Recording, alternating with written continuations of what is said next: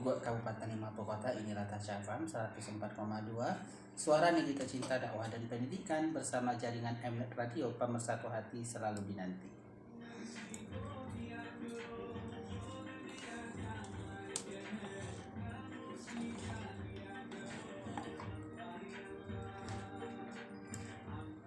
Assalamualaikum warahmatullahi wabarakatuh. Selamat pagi sahabat Sehat Mari Pro, kaum muslimin dan muslimat di mana saja Anda berada.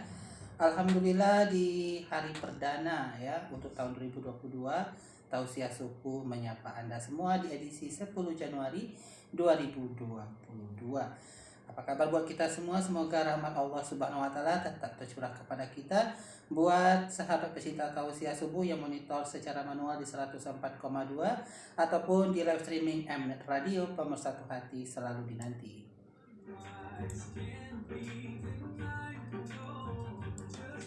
Insya Allah selama 2 jam ke depan hingga formasi 8 waktu Indonesia Barat kita akan hadirkan Tausiah Subuh untuk kita semua. Dan Alhamdulillah seperti biasa telah hadir Ustadz Uge di ruang dengar kita.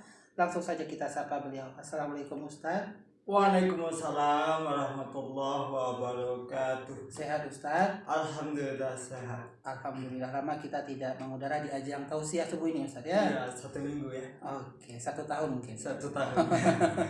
Oke, silakan disapa juga sahabat kita Ustaz. Ya, assalamualaikum semuanya sahabatku dimanapun Anda berada. Semoga pada pagi ini kembali dalam keadaan sehat. Amin ya rabbal alamin. Apa tema kita pagi ini Ustaz? Insya Allah kita angkat keutamaan bertani dalam agama Islam. Sungguh berbeda ya. Biasanya berbeda. Tentang kehidupan sosial dalam kita bergaul sehari-hari. Ya. Sekarang mengenai pekerjaan yang mayoritas dilakukan oleh penduduk Indonesia. Iya. Oke.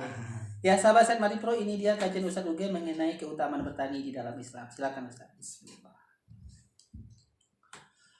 Assalamualaikum warahmatullahi wabarakatuh. Alhamdulillahi rabbil alamin. Nahmaduhu wa nasta'inuhu wa nastaghfiruh wa na'udzu billahi min shururi anfusina wa min sayyiati a'malina. May yahdihillahu fala mudilla lahu wa may yudlil fala hadiya lahu. Ashhadu an la ilaha illallah wa ashhadu anna Muhammadan 'abduhu wa rasuluh. Sallallahu alaihi wasallam. La nabiyyah ba'dah. Allahumma fasalli wa sallim wa barik ala Muhammad wa ala alihi wa ashabihi ajma'in. Amma ba'du fa ya ibadallah, usikum wa iyaya bittaqwallah faqad fadal muttaqun. Ittaqullah haqqa tuqatih wa la tamutunna illa wa antum muslimun. Kaum muslimin, sahabatku dimanapun Anda berada, segala puji dan syukur kembali kita persembahkan kepada Allah Subhanahu wa ta'ala, yang mana pada kesempatan ini Allah masih berikan kesempatan hidup di tahun 2022, yang mana artinya adalah bahwasanya kesempatan hidup, kesempatan untuk melanjutkan kehidupan, kesempatan untuk menambah amal ibadah masih diberikan oleh Allah Subhanahu wa ta'ala. Mungkin amal kita di tahun yang lalu belum begitu banyak, belum begitu sempurna, maka Allah berikan kesempatan untuk tahun ini. Mungkin banyak juga teman-teman kita, sahabat kita yang lainnya, yang mungkin tahun ini Allah tidak berikan kesempatan hidup lagi. Maka artinya adalah kesempatan menambah amal ibadah dan pahala tentulah sudah tertutup bagi mereka. Nah, bagi kita yang masih hidup sampai saat ini, maka gunakanlah kesempatan hidup itu untuk bagaimana menyempurnakan, menambah, dan meningkatkan amal ibadah kita. Banyak mungkin manusia yang saat ini yang mungkin dalam keadaan beragama Islam, yang mungkin masih banyak melakukan apa yang tidak dibolehkan oleh agama Islam, yang belum mungkin melakukan apa yang diperintahkan dalam agama Islam. Maka sebagai umat Nabi Muhammad SAW, sebagai hamba Allah Subhanahu wa Ta'ala, maka kesempatan di tahun ini adalah kesempatan emas bagi kita bagaimana berupaya meningkatkan segala bentuk amal ibadah agar kita beruntung di tahun ini. Kaum muslimin sahabatku dimanapun Anda berada, bisa jadi tahun 2022 ini adalah tahun terakhir kita hidup di atas dunia. Bisa jadi tahun 2022 ini adalah tahun bertemunya kita dengan ajal kita. Maka oleh sebab itu Allah berpesan kepada kita, Ya ayyuhallazina amanu taqullah wa tanzur nafsum ma qaddamat lighad. Wahai orang yang beriman, kata Allah, bertakwalah kalian kepada Allah, dan hendaklah masing-masing pribadi kalian mempersiapkan bekal apa yang hendak engkau bawa untuk hari esok. Maka kesempatan hidup di tahun 2022 inilah bagaimana mempersiapkan bekal untuk menempuh hari esok. Kaum muslimin sahabatku dimanapun Anda berada, salawat dan salam dengan ucapan Allahumma sholli ala Muhammad kita hadiahkan untuk Rasulullah Sallallahu Alaihi Wasallam, yang mana Rasulullah Sallallahu Alaihi Wasallam adalah manusia yang diutus oleh Allah Subhanahu Wa Taala ke atas bumi ini, ke dalam kehidupan kita. Untuk apa? Untuk menjadikan beliau contoh dalam hidup kita, menjadikan suri tauladan, contoh yang baik untuk kita. Allah pun sudah mengakui dalam ayatnya, Laqad kana lakum fi Rasulillahi uswatun hasanah, kata Allah. Dan benar-benar sungguh telah ada contoh tauladan yang baik untukmu pada diri Rasulullah Sallallahu Alaihi Wasallam.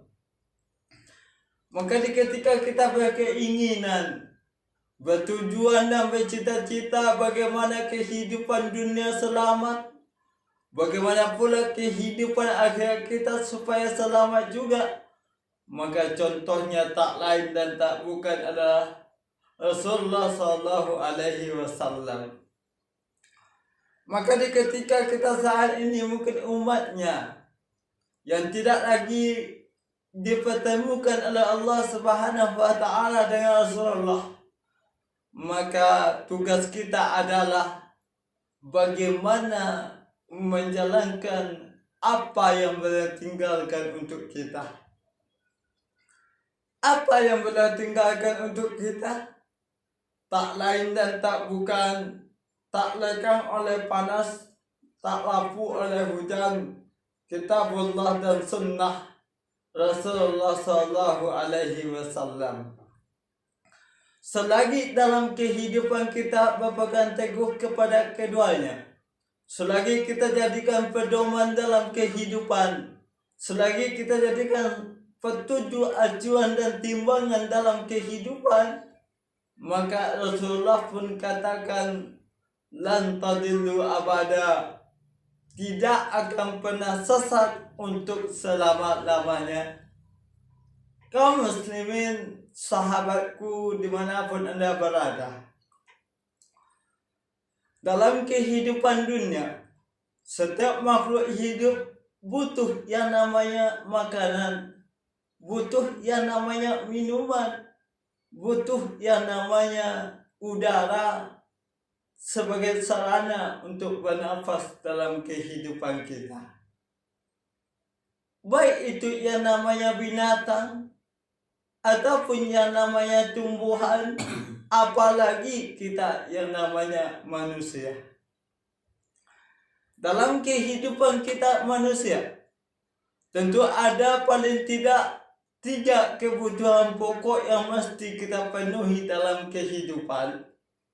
Ada yang dinamakan dengan pangan alias makanan, ada yang dinamakan dengan sandang ataupun pakaian, ada pula yang dinamakan dengan papan ataupun tempat tinggal bagi kehidupan kita. Maka 3 hal ini tidak bisa terlepas dalam kehidupan kita. Walaupun al-ihwal kehidupan dunia dalam kehidupan manusia berbeda-beda bagaimana kehidupan kita, bagaimana mutu dan kualitasnya, bagaimana cara pencahariannya, namun yang 3 ini dibutuhkan oleh setiap manusia. Makanya apalagi dalam kehidupan kita yang namanya makan tentu butuh bagi kita. Apa kepentingan daripada makanan? Salah satunya tentulah untuk menimbulkan atau memunculkan suatu tenaga dan energi dalam kehidupan dan tubuh kita. Makanya oleh sebab itu kita butuh yang namanya makanan. Apalagi yang namanya makanan pokok. Mungkin dalam kehidupan bangsa Indonesia, negara kita, mungkin kita mengenal yang paling banyak mungkin makanan pokok mereka itu adalah beras atau nasi. Ada mungkin juga gandum, ada juga mungkin yang lainnya. Yang artinya apa? Umumnya rakyat Indonesia adalah kehidupan mereka bertani. Makanya negara Indonesia itu dinamakan dengan negara agraria atau negara pertanian. Kaum muslimin sahabatku dimanapun Anda berada, berbicara masalah pertanian, tentu kita mungkin yang terbayang bagi kita adalah sebuah sawah atau sebidang sawah. Dan ada pula mungkin seorang petani, mungkin terbayang juga bagi kita padi yang menguning atau dan sebagainya yang berkenaan dengan pertanian. Begitu juga dengan perkebunan mungkin yang tergolong juga kepada pertanian. Yang namanya pertanian umumnya rakyat Indonesia sebagai mata pencaharian bagi mereka. Kaum muslimin sahabatku dimanapun Anda berada, sebetulnya mungkin banyak di antara manusia yang telah hidup dalam keadaan berkecukupan alias kaya. Mungkin mereka ada yang memandang bahwasanya pekerjaan sebagai petani itu sebagai pekerjaan yang rendahan mungkin atau bawahan. Padahal sesungguhnya Islam tidak memandang seperti itu. Islam sangat istimewa memandang pekerjaan sebagai petani. Coba kita bayangkan, tanpa adanya petani, tanpa adanya pekerjaan yang berkenaan dengan pertanian, tidak mungkin seseorang bisa makan. Gimana mau makan petani nggak ada? Gimana seorang pengusaha bisa makan nasi kalau seandainya petani nggak ada? Bagaimana seorang presiden, seorang gubernur, seorang menteri, seorang pejabat bisa makan kalau seandainya petani nggak ada? Begitu pentingnya peranan petani dalam kehidupan kita. Maka sesungguhnya pekerjaan petani itu adalah pekerjaan yang sangat luar biasa, sangat istimewa dan sangat penting peranannya dalam kehidupan kita. Gimana Coba kita bayangkan tanpa ada petani dalam kehidupan kita, gimana dalam kehidupan kita mau makan? Begitu pentingnya pekerjaan seorang petani dalam kehidupan kita. Mereka bekerja luar biasa loh. Mulai mungkin daripada bercocok tanam, bagaimana menjaga, memelihara padinya supaya jangan mungkin dimakan oleh burung-burung ataupun unggas, ataupun mungkin juga ada gangguan dari babi mungkin atau binatang yang lain dan sebagainya. Belum lagi airnya, bagaimana kalau seandainya pengairan sawahnya tidak sempurna dan mungkin pengolahan padinya tidak baik, bisa jadi padinya gagal. Begitu perjuangan petani dalam memberikan suatu hal yang bermanfaat dalam kehidupan kita. Belum lagi setelah mungkin mereka panen, lalu setelah itu dijemur lagi padinya. Setelah dijemur, lalu harus dikupas lagi, setelah itu dimasak lagi, baru jadi nasi. Betapa banyak mungkin daripada aktivitas pertanian, berapa mungkin padi yang telah hilang, bagaimana berapa mungkin padi yang telah terbuang. Belum lagi ketika menjemur di bawah terik matahari, bagaimana pula ayam yang memakan padinya. Lalu ketika telah dimasak nasinya, begitu pula banyak yang terbuang nasinya. Padahal sebetulnya pekerjaan petani itu luar biasa susahnya. Tidak mengenal begitu hujan, tidak mengenal bagaimana panas, tidak mengenal mungkin bagaimana susah payahnya, banting tulang dan pekerjaan petani. Begitu luar biasanya pengorbanan seorang petani. Makanya Islam memberikan suatu penghargaan dan keutamaan petani dalam pandangan agama Islam. Makanya tema yang kita angkat pada saat ini adalah keutamaan petani dalam pandangan Islam. Kaum muslimin, sahabatku dimanapun Anda berada, kita sebagai manusia tidak boleh membeda-bedakan bagaimana manusia itu, baik itu dari segi ketampanannya, dari segi kekayaannya, dari segi keturunannya, dari segi jabatan dan sebagainya, termasuk tidak boleh membeda-bedakan dari segi mata pencahariannya.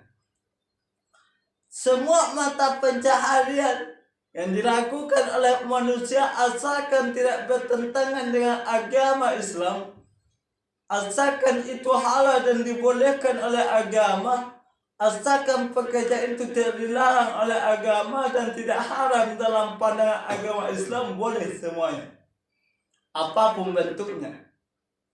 Asalkan tidak ada Islam melarang dalam pekerjaan itu dan halal, boleh dilakukan. Semuanya mulia. Makanya tidak boleh kita memandang suatu pekerjaan orang lain itu enteng, remeh, apalagi rendah. Mentang-mentang kita pejabat, lalu pekerjaan sebagai pembantu, misalnya pekerjaan sebagai sopir, misalnya pekerjaan sebagai tukang parkir, misalnya, kita anggap remeh. Nggak boleh seperti itu. Suatu saat kita butuh mereka loh. Suatu saat kita butuh pekerjaan yang mereka lakukan. Contoh, tukang parkir, suatu saat kalau seandainya kita kaya nih, kita butuh mereka. Gimana nanti kalau kita pergi ke tempat-tempat umum, harus kita parkir mobil kita, motor kita butuh mereka untuk menjaga mobil dan motor kita, butuh mereka. Belum lagi yang namanya petani, kita butuh mereka dalam kehidupan. Makanya apapun profesi kita, apapun pekerjaan kita, jangan memandang rendah dan remeh profesi dan pekerjaan orang lain. Semuanya mulia di hadapan Allah selagi tidak ada yang melarang dalam pandangan agama Islam. Kaum muslimin, sahabatku dimanapun Anda berada, lantas apa saja keutamaan bertani itu dalam pandangan agama Islam? Yang pertama, Islam memandang bahwasanya bertani itu adalah bagian daripada sedekah luar biasa. Bertani itu merupakan salah satu daripada bersedekah. Coba kita bayangkan yang namanya sedekah itu bukan gampang sebetulnya. Bahkan orang yang banyak duit, orang yang banyak uang belum tentu bisa sedekah. Ini realita dan kenyataan. Kenapa? Mungkin karena mereka bakhil, karena kikirnya dalam kehidupan mereka, tidak pandai bersyukur dengan apa yang ada, gak mau menolong orang yang serba kesusahan, kikir, pelit. Nah, kalau bertani secara otomatis ternyata merupakan sedekah. Coba kita bayangkan, ketika padi itu mengunung di tengah sawah, tentunya petani itu tidak 100% bisa menjaga padinya yang ada di sawah. Lalu ketika itu mungkin burung-burung hinggap di padi lalu dimakannya padi itu. Tanpa sepengetahuan petani, itu sebetulnya kalau ikhlas petani itu dimakan oleh burung tanpa penjagaan, sebetulnya itu sudah sedekah luar biasa. Sudah sedekah sebetulnya. Rasulullah SAW mengatakan, tidaklah seorang muslim menanam tanaman lalu tanaman itu dimakan oleh manusia, dimakan oleh binatang ataupun burung, melainkan tanaman itu menjadi sedekah baginya di hari kiamat. Hadis rahu Muslim sahih. Siapapun yang mungkin memakan padinya, siapapun mungkin yang menikmati daripada hasil pertaniannya, baik itu manusia ataupun hewan-hewan ataupun yang lainnya, selagi itu ikhlas mereka berikan, maka dalam sebuah sunnah Rasulullah mengatakan bahwasanya itu telah menjadi sedekah baginya di hari kiamat kelak. Luar biasa. Berapa burung yang hinggap ke padi mereka, berapa mungkin hewan lainnya menikmati daripada hasil jerih payah mereka sebagai petani. Semuanya dinilai oleh Allah Subhanahu wa Ta'ala sebagai sedekah. Luar biasa pekerjaan sebagai petani. Tanpa memberikan secara langsung dengan tangannya kepada makhluk lain, ternyata mereka sudah bisa bersedekah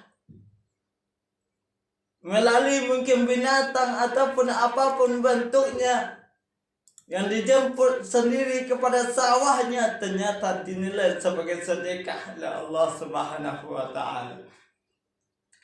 Kaum muslimin, sahabatku dimanapun Anda berada, jadi pekerjaan petani atau bertani dalam pandangan agama Islam salah satu pekerjaan yang sangat-sangat mulia, memberikan kesempatan kepada setiap petani untuk bersedekah tanpa ada suatu unsur kesengajaan. Luar biasa. Burung itu tentunya hinggap sesuka hatinya. Nah, ketika diambilnya, dimakannya padi kita, ternyata sebutir demi sebutir yang dimakan oleh binatang tadi ternyata dihitung oleh Allah sebagai sedekah dan berpahala buat kita. Kaum muslimin, sahabatku dimanapun Anda berada, gak ada satupun yang dimakan oleh binatang lain terhadap tumbuhan kita melainkan sedekah bagi kita. Luar biasa. Kaum muslimin sahabatku dimanapun Anda berada. Jadi bagi kita yang berprofesi sebagai petani, jangan merasa diri kita rendahan, bukan. Jangan merasa hina, jangan merasa kita bawahan, bukan. Sangat mulia di sisi Allah Subhanahu wa taala. Bahkan tanpa adanya petani, belum mungkin manusia bisa melanjutkan kehidupan dengan baik. Bahkan negara saja bisa kaya oleh petani.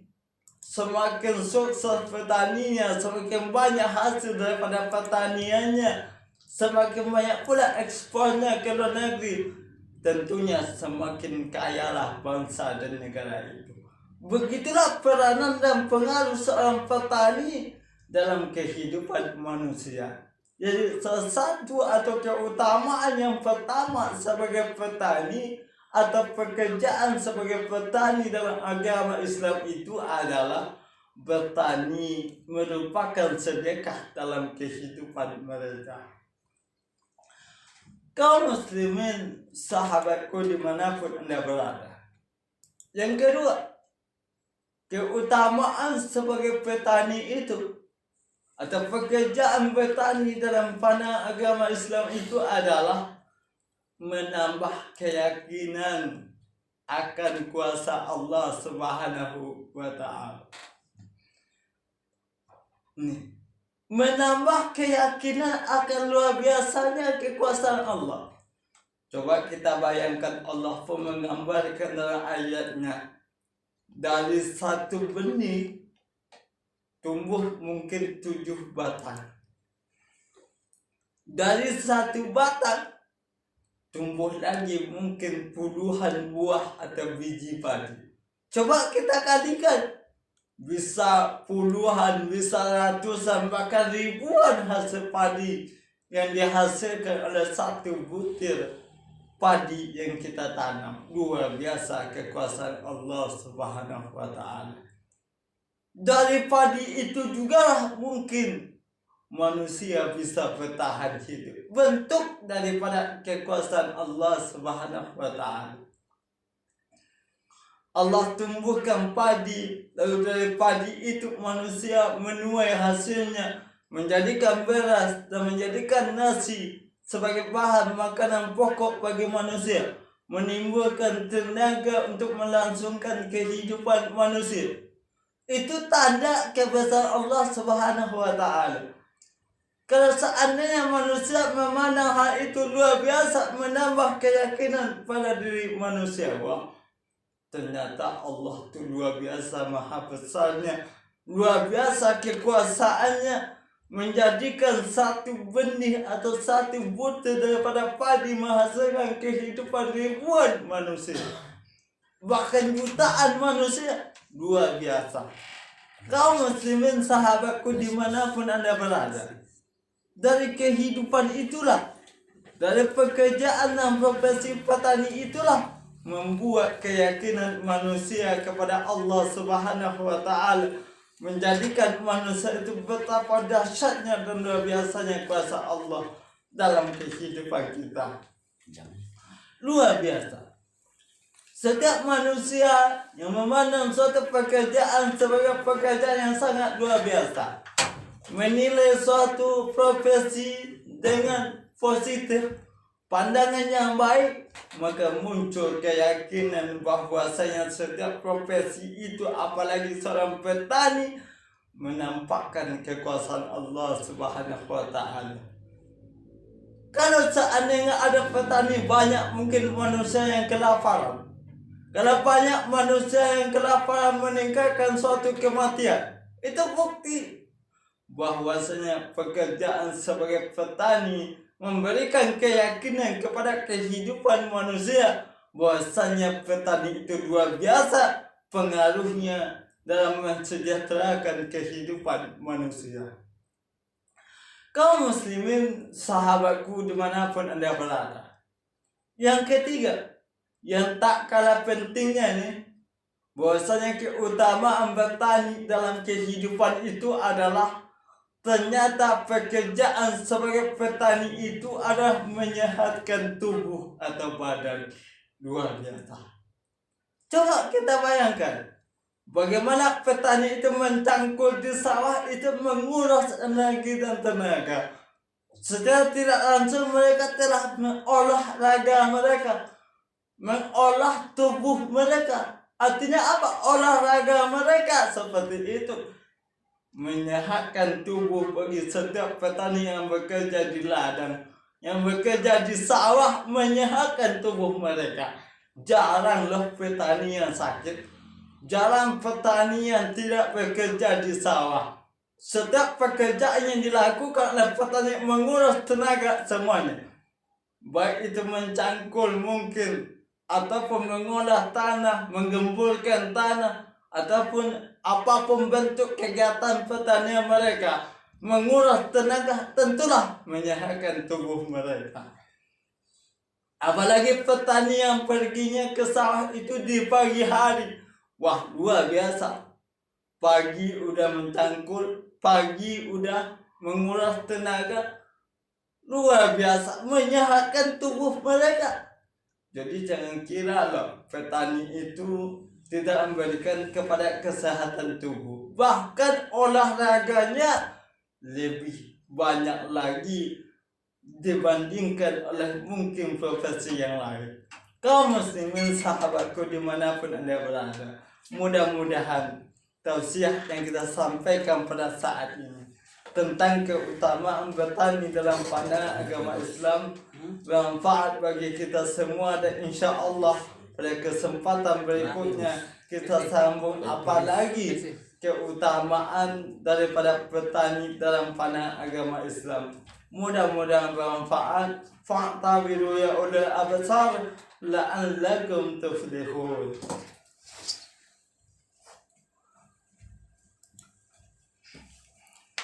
Ya, alhamdulillahirobbilalamin. Terima kasih.